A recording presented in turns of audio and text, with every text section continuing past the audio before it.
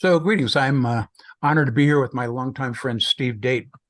Steve had a career as an educator in Minneapolis public schools, and for the last couple of decades, he's created what I believe to be an extraordinary body of documentary and legacy films for not-for-profit organizations, businesses, and individuals. Steve and his wife, Karen, live in Minneapolis, and I'll include a link to Steve's website and his contact information in the comments of this episode. So, my friend, how are things in and around? And I did some research on this in and around the land of 11,842 lakes. Uh, Ah, you have a more accurate number than the license plate has. yeah, I've often heard Minnesota referred to as the land of 10,000 lakes, and I thought, nature doesn't like even numbers, I swear. Can't be. Yeah. So, Well, so, the other thing is it all comes down to what you consider to be a lake, oh, So really? no matter how they measure it, somewhere between 10,000 and 14,000 is the number. You've got a good one there. I like that. Let's go with it. Yeah, see, I live in Tucson, so a puddle in the yard is a lake in Right. Arizona. Yeah. So that happens.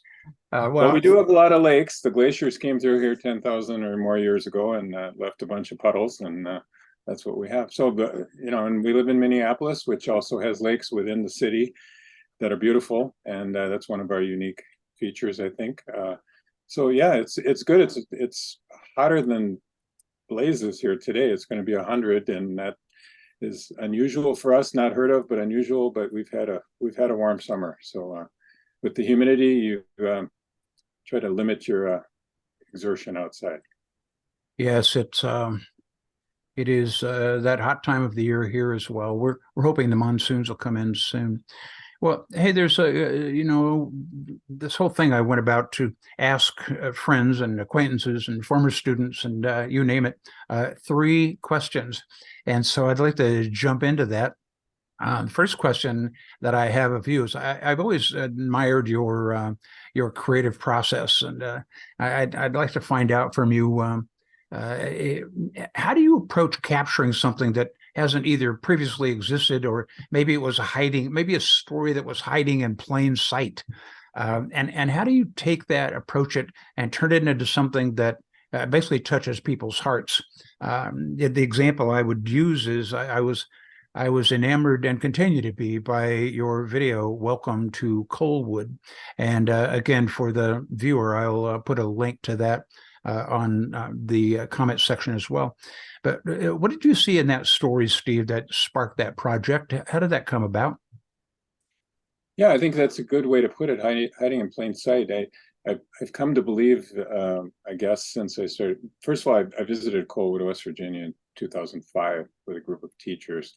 Day before yesterday. Yeah, kind of a very. I thought I was getting up there in years at the time. I was what, 52, Wow.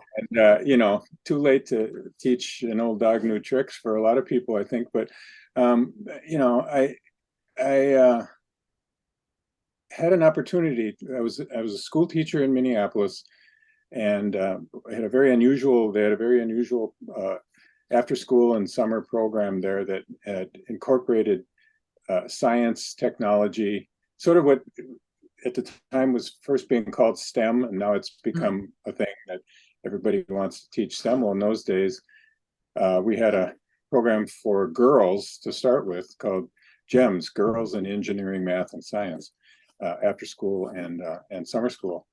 And I did the after school part of it, and I got involved with these teachers who were very creative with their professional development experiences that they developed for us. And they were also good at getting money from various places to take teachers in a way that they're not used to being taken to, not to conferences and things like that, but to places like a dead mining town in West Virginia. And it happened to be the setting of where Homer Hickam, the fellow who wrote the book Rocket Boys, grew up, and that book became the movie October Sky, starring Jake Gyllenhaal in his breakout role back in '98, I think it was. So we went there, met the people who who still live there, and there aren't many. There weren't many then, and there are even fewer now. Mhm. They had a festival there that they bring back the Rocket Boys. If you know the book or the movie, I know you do, but if anyone else does, it's a great book and a really good movie. These kids that shot off rockets when they were kids and had an inspiring teacher and got out of the coal fields, and they all four of them went to, there were more than four actually, but they went to college and became very successful people. Unfortunately, that part of West Virginia was tough, and so we learned a lot. It was tough. There was a lot of poverty. The coal mines were closing, and that was the only industry around. Absolutely. So the story is an inspirational one. It's also a memoir about growing up in those times. And we went there and we met a lot of the people who are older now, who lived there during those times. And I just I don't know what it was. There was a story there. There's a story. The story had been told in October Sky, but there's another story. What happened after the 1950s? You know, and when the coal mines closed, and how did it become this almost ghost town that it is today?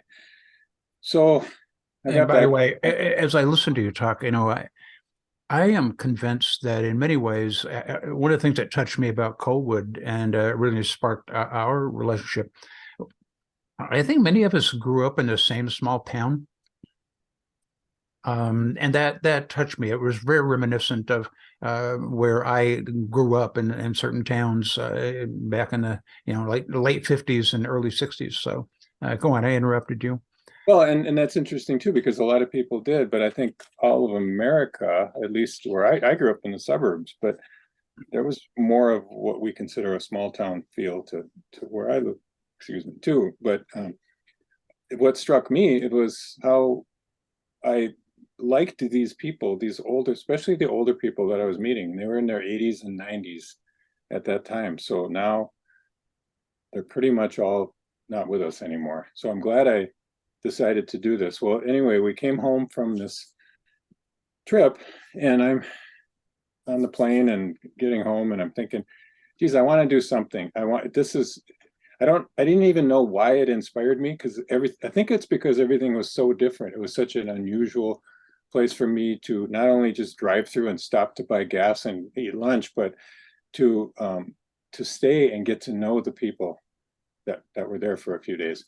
So I thought, okay, I'm going to make a movie about this place, right? And that's just like, I never made a movie. I have videos of my kids' basketball games and choir concerts, with the VHS camera, and that's all I never edited anything.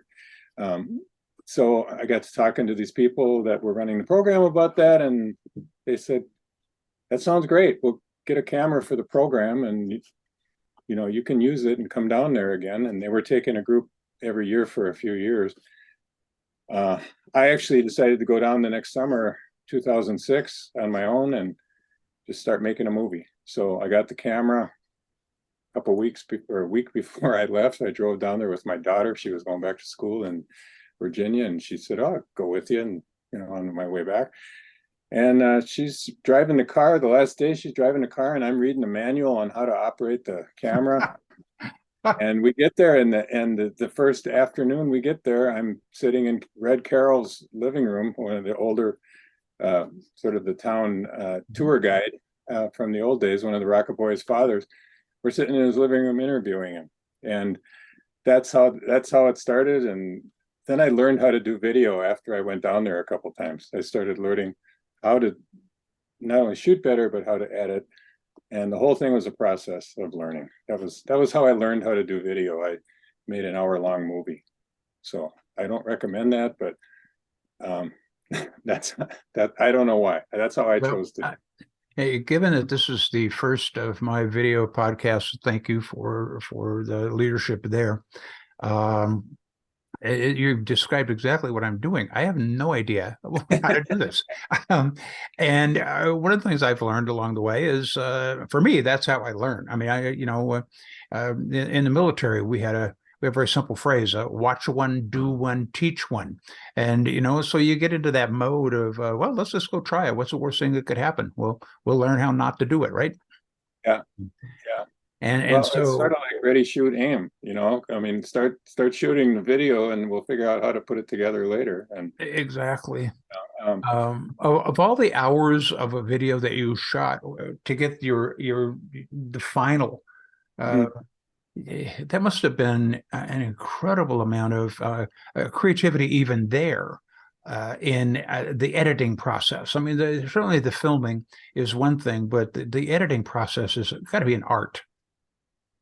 It's an art, but also like most arts, it improves with practice and with not only repetition, but also thinking about it and letting it sit for a while and coming back to it. And I didn't have anywhere near the final product in my head when I started, or even after the first two trips. I went down there after that first trip that I described.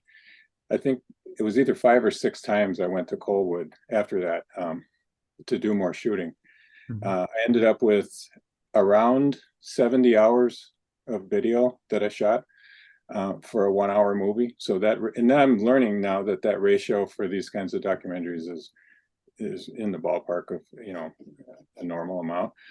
So that's a lot when you start thinking about, okay, how do I piece all this stuff together into a story that it's overwhelming when you start thinking about it. So you have to start somewhere, and you start with I started chronologically with the old history of the town and kind of sketched out a rough outline of what I knew and like by decade what I wanted to know more about, and then what these people had to say about it was really about the memories of the older people in the town.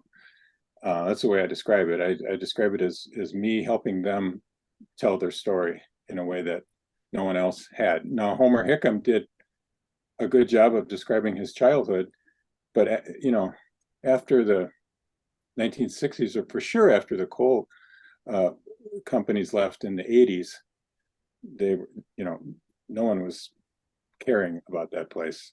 Exactly. He came around and wrote his book. And, you know. Exactly. One of my favorite movies is Monty Walsh, and that movie is about the passing of the cowboys' lives, that whole lifestyle, and how poignant that was for people who are still embracing that lifestyle, but the world has moved on, the society has moved on, and that must have been a similar thing that you observed in Colwood as well. Yeah. And I would expect, in your view, was that sort of the genesis of your work now doing legacy films for folks? Did that I think germinate so. there? Yeah, I think so. I did. I also, while I was, because of the technical skills I needed to learn, along with just storytelling techniques and ideas, I had to I took some classes.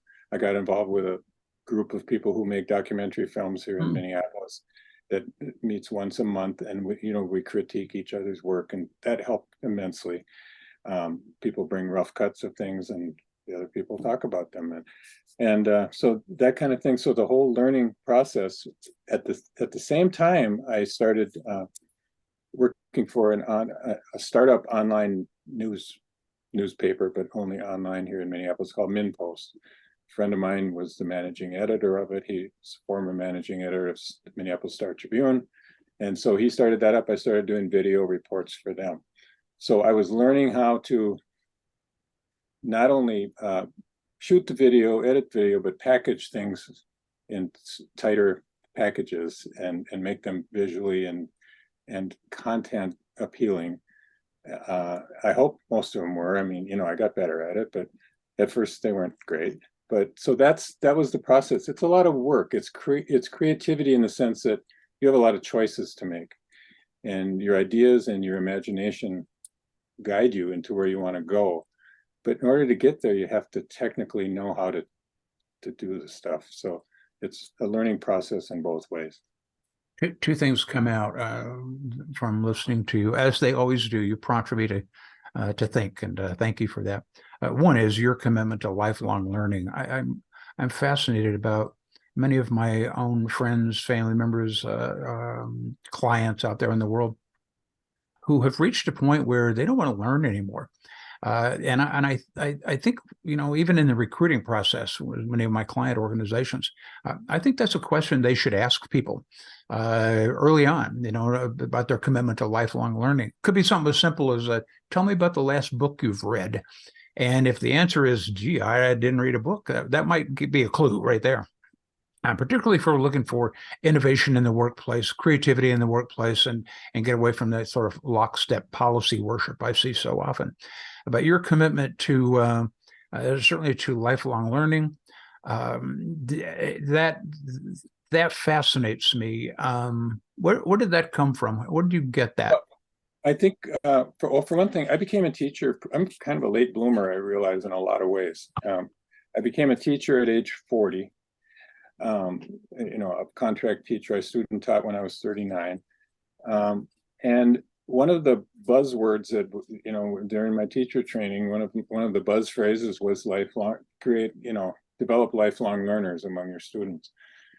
Not that I hadn't thought about it for myself, but I really think that being an older age new teacher, I would say, and helped me to maybe have a little more to reflect on, good and bad in my life, mistakes and a few successes maybe here and there. But it all depended for me on staying curious, staying interested, learning, not so much thinking of learning as having more knowledge about more things. Absolutely. Experience, to me, learning is, I learn something from every experience, and I learn, and I hope I've learned enough from my bad ones. I think I've learned a lot, but also just getting out there and doing different things, to me. So for kids, especially kids that were struggling, I taught in some what people might consider kind of tough schools. I don't think they were tough in the sense of, real negative people in the school or the students, but they were tough in the sense of the academic standards were not being met because of a lot of factors among the students. But kids were great. Kids are great no matter where they are. And they have that curiosity and they just want to know. They don't want to get hung up with, geez, I can't remember what 7 times 4 is, so therefore we can't move on with learning about geometry, or how I can't read very well, therefore I don't want to talk about things that I see on the news or things that are happening in my neighborhood. I learned that you can be a lifelong learner without meeting the certain benchmarks along the way always, and you can do it later in life. So I absolutely concur that you're telling part of my story as well.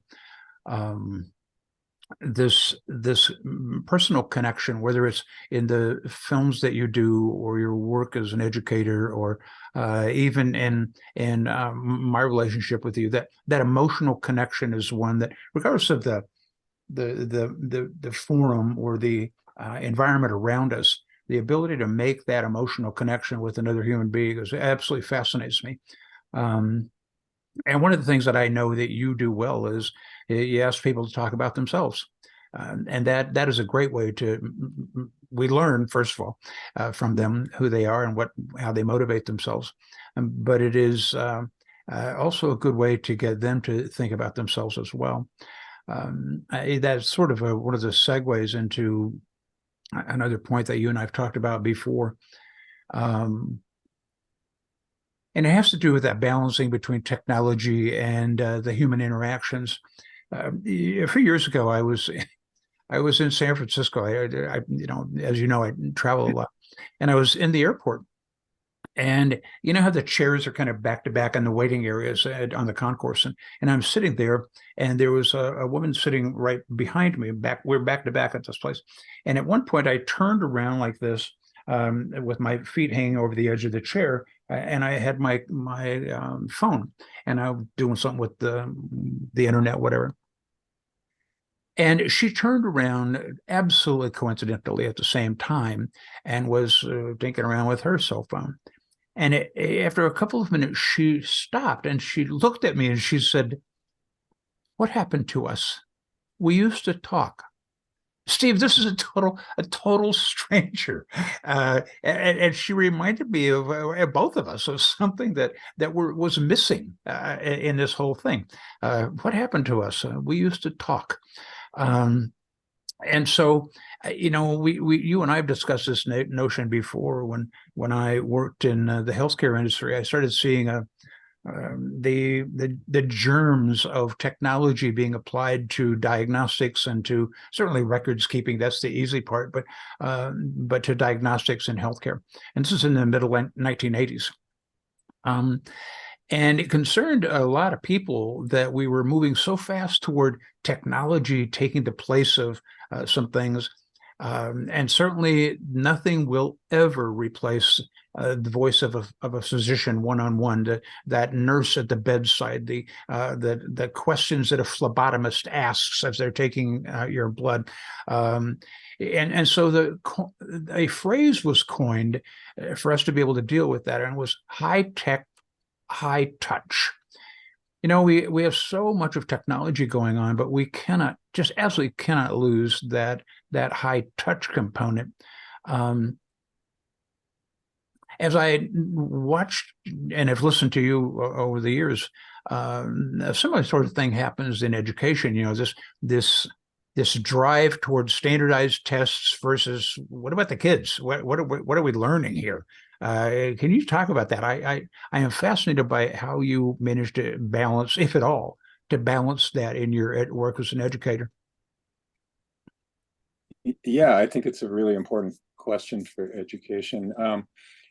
I think that, as in everybody who was alive during 2020, 21, and 22, we all learned a lot from going through the pandemic. And one of the things that it brought out for education is online learning, at least what I'm seeing. I wasn't teaching then, but was kind of a flop in a lot of places. While the technology is there to get into everyone's home, even places where the kids were connected, like in Minneapolis, they gave them a computer to take home, and they had internet, and for the most part, it just isn't the same. And so you're right that being in a classroom with kids, not only interacting personally with the teacher, but with each other, is huge. Absolutely. Being physically in the same room, developing the relationships, the relationship that you build online, like you and I have here. It's the fact that we've gotten together a few times over the years in person makes it that much richer. And I think that technology, we need it. It's here to stay. Like you said, for record keeping, you can't imagine what kind of multimedia that teachers have at their fingertips now. And depending on the grade level and the class being taught or whatever, it's very effective. But we have to really try to keep those personal, physical close encounters going, because people need to be with other people, and I totally agree with that. I just think, for instance, if you took it kind of gets into what are you trying to accomplish? But in my classroom, there's so much going on every day that you can't really put a finger on what has happened. What did the kid learn? Especially in 5th grade. Come on, how do you know from day to day what, you have a young man at your house that's a little older than that, but you don't know from one day to the next what he found out yesterday, or how that applies to today or whatever.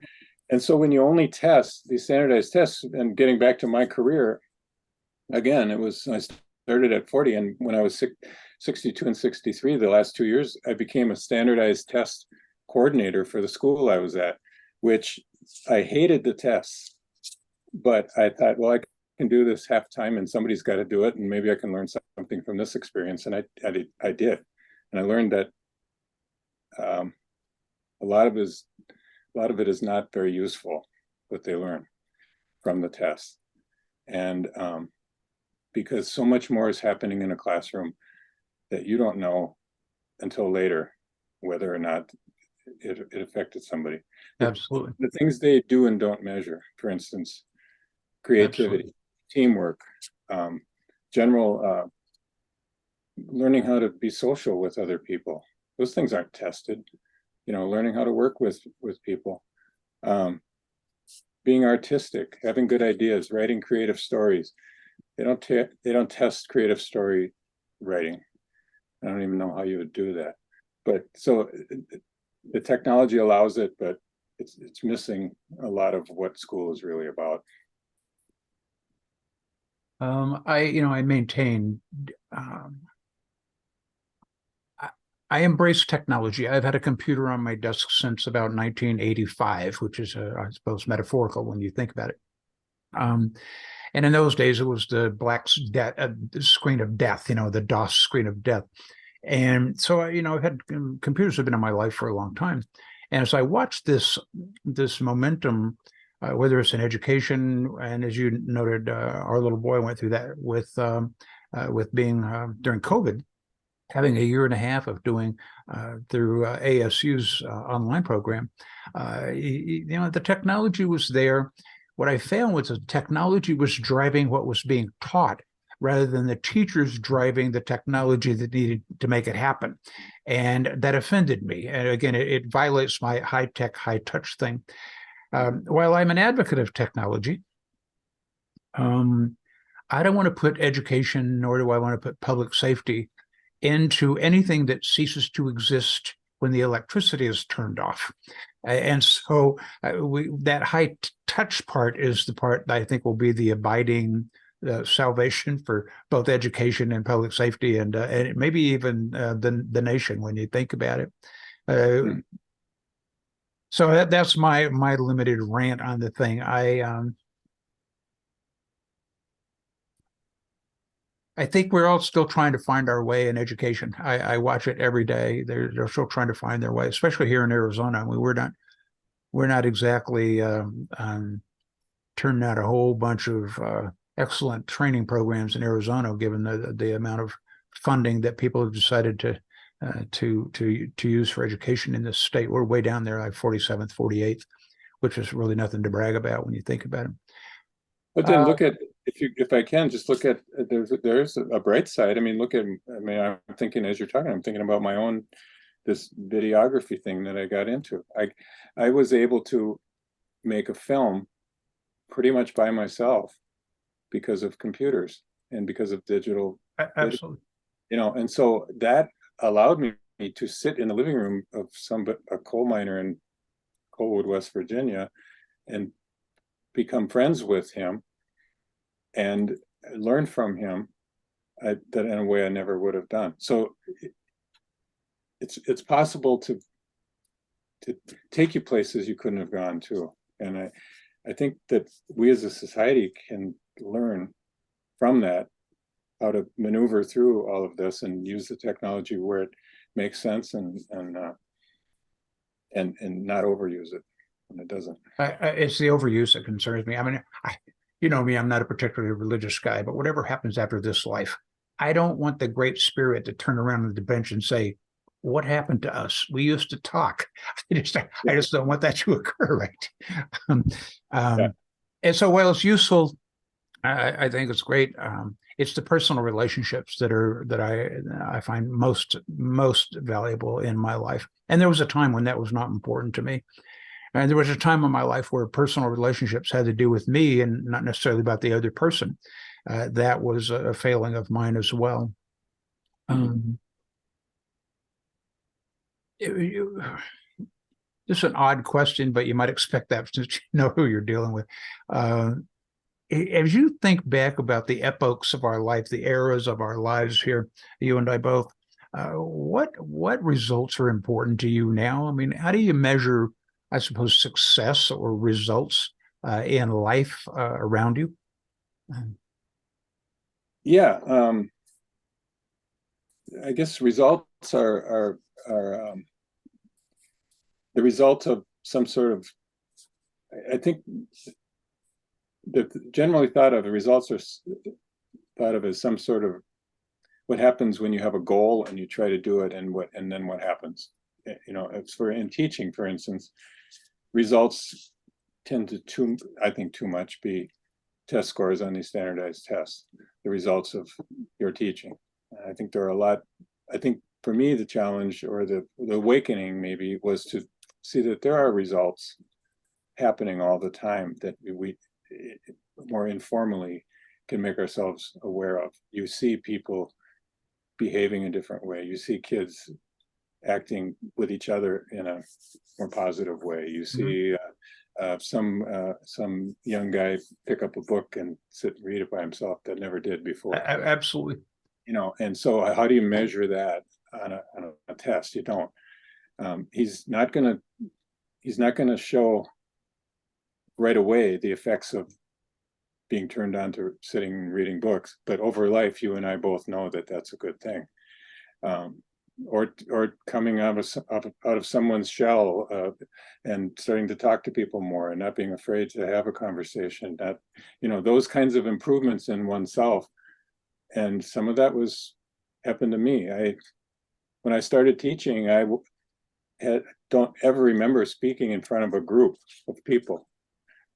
So being a teacher, I learned how to speak in front of. Well, yeah, they were 25 or 30 young people, but it was still a group of people, and you have to find your voice, kind of. So that's a result, right?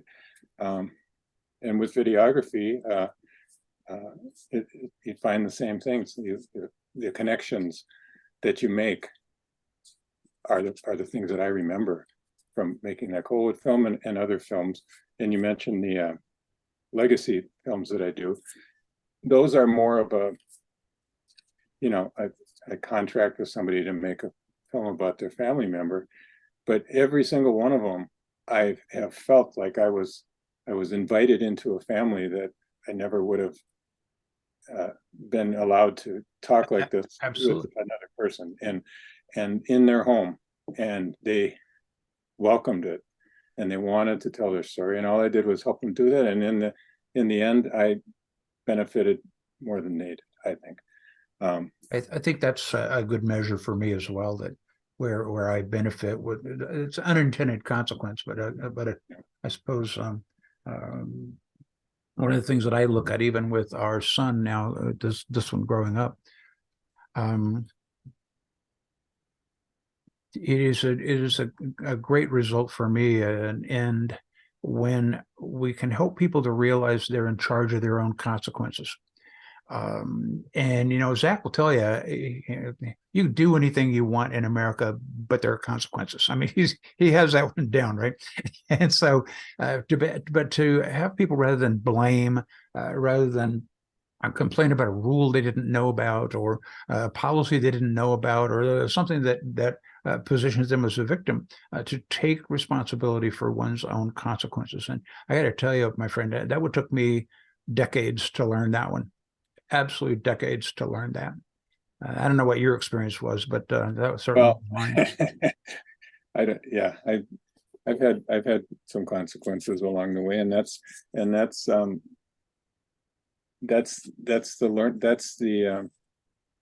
guess that's what the result was. The result is, did you learn anything or not? The result isn't that you got in trouble or that you did a stupid thing.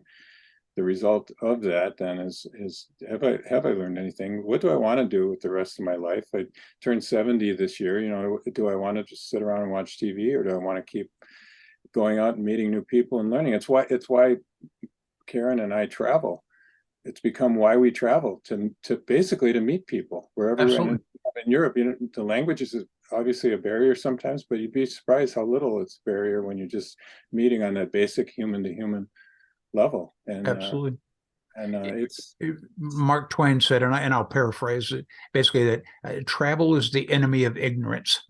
And I watch you and Karen, and I watch you all, however you get the message back to me from your travels, and I think, my goodness, that is what better ambassadors? Like, I couldn't think of better ambassadors on behalf of this nation than have the two of you out there talking to people, and certainly what you're learning and bringing back into the culture as well. Those are great.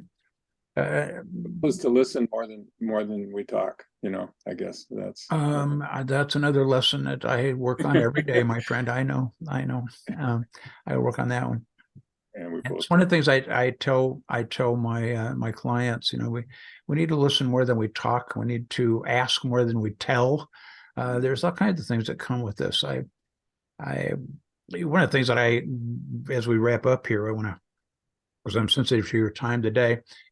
One, I'm hoping that this won't be the last time we'll have such a visit on one of these podcasts, on one of these video podcasts. We can do another one whenever you're ready. We'll make that happen, and we'll talk about that offline. And the other one is, what do you really want people to take from these conversations? As I posted the other day on an audio podcast that I do, Susan asked me one day, "Do you have any regrets?" And I instantaneously said, "No, I don't have any regrets. I'm reasonably happy with who I am. For all the things that I screwed up in my life, which has some been legendary, I got to own those. I made choices. And for everything that I've done well in my life, I can't take credit for those. I mean, mentors, you, other people in my whole life have showed me how to do it well. And I can't take credit for that. I've got to pay homage to those folks who taught me that." And then I instantly realized I just misled her and myself by saying, "Nope, I don't have any regrets." And I said, I do have one regret. I wish I had asked my grandmother more questions. I truly do.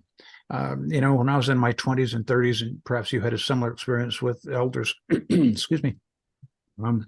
It's all about me. I was trying to raise kids and keep a job and all that stuff. And I didn't think to ask her any questions. And by the time I figured it out in my late 40s, she was gone, and I'll never have that opportunity again. I'd like, from these conversations, from the kind of things you and I talk about and we record in these forums, that people will listen to these and not blow off conversations like this as the idle musings of old guys with too much time on their hands, and to step back and say, maybe that wasn't just a discussion. Maybe that was some wisdom that they were drawing out from years of experience. That if we can listen to that, we won't recreate those same difficulties, those same consequences. Thoughts about that? What do you want people to do with these kinds of conversations in the future? First of all, I have to tell you, when you talked about your grandmother and how you regret not talking to her, I had not the exact same, but I have the same story.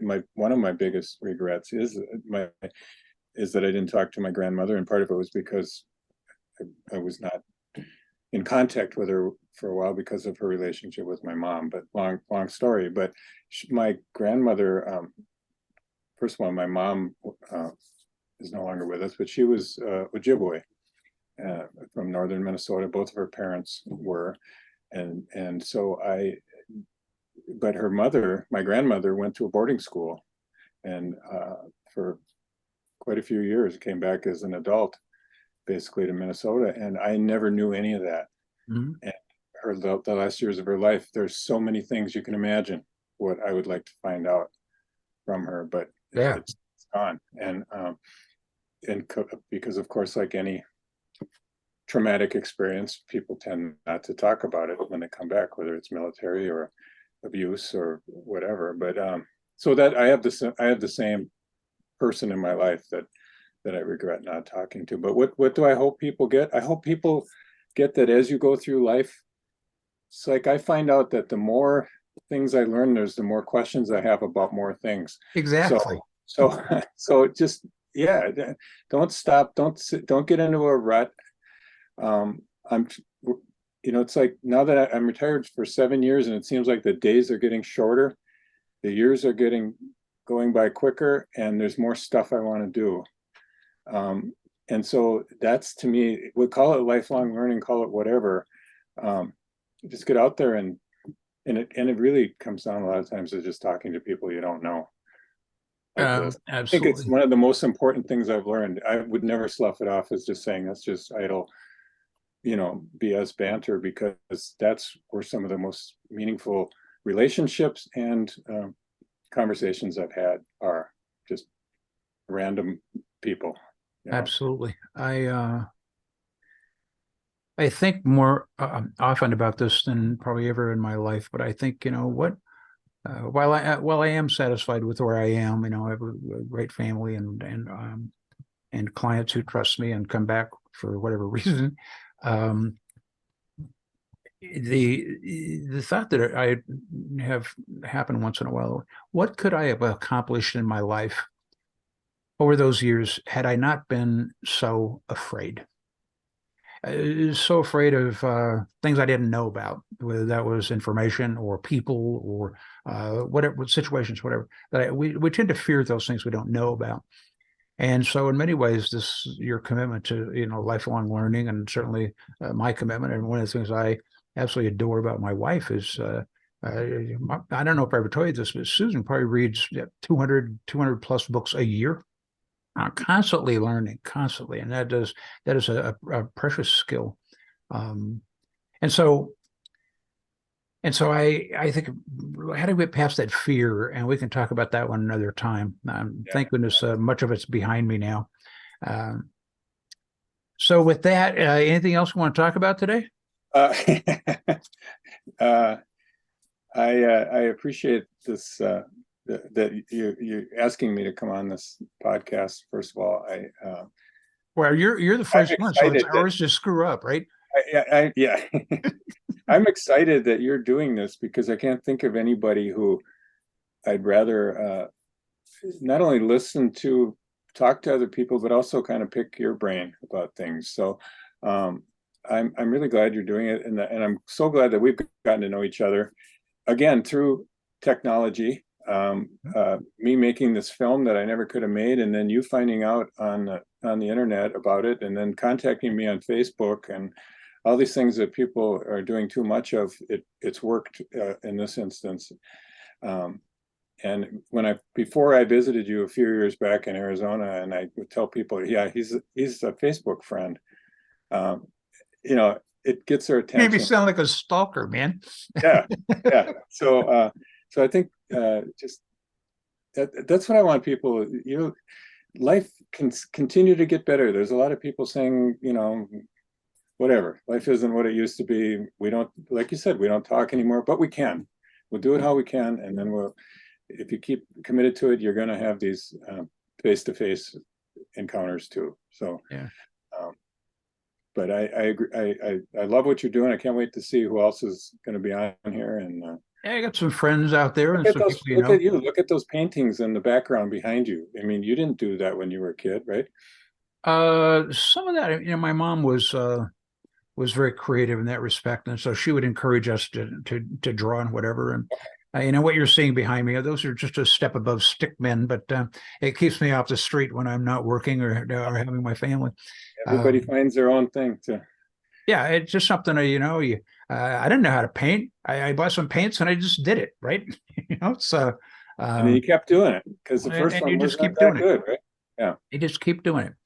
Well, I tell you what, my friend, my abiding thanks to you and Karen. Sometime we'll drag her in one of these conversations. Oh yeah. I think she may be brighter than both of us, actually. And thanks for your willingness to share your gifts of creativity, and certainly your sense of humor and your compassion and caring for my family. That means an awful lot to me. So take care in Minnesota today. You all staying home, heading for the lake. What are you going to do? We are going to stay in out of the heat today. I am, at least. Karen's out standing a fence out in the back. That's oh yeah. I'm going to stay in and tell her to come in with me now that I'm done doing this. So well, thank you for taking the time, and we'll talk again in the next couple of days. So give her a hug for me, all right? Will do. Same thing with you, Susan, and the big Z man. All right, who's now 5 feet tall.